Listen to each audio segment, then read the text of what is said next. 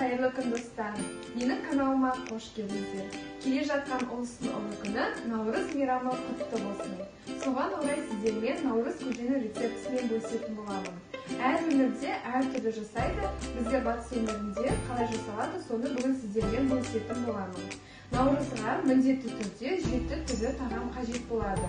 Бізге керекті ингредиенттер: су, арпа, айран, тары, құрт, тұз және де ет қажет болады. Мен салқын суға етімді салып, жақсылап етімді пісіріп алдым. Содан соң соның сорпасына, қайнап жатқан сорпаға арпамызды салып, жақсылап араластырып, шамамен 40-50 минуттай жұмсарғанша пісіріп аламыз. Содан соң оның үстіне тарымызды саламыз. Бізде тарымыз өте тез піседі, сондықтан 5 минуттай қайнататын боламыз. Мінекей тарымыздың барлығын қайнатып алдық. Содан соң піскен етімізді 4 бұрышқа турап аламыз. Одан соң дайын болған сорпамыздың үстіне етіміздің барлығын салып жібереміз.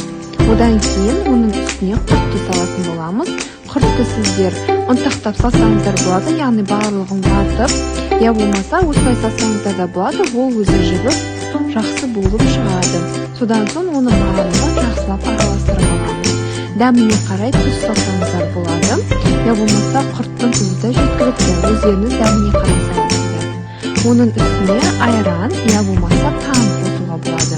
Мінекей бізде барлық аталған ингредиенттер барлығын қостық, содан соң барлығын жақсылап араластырып аламыз.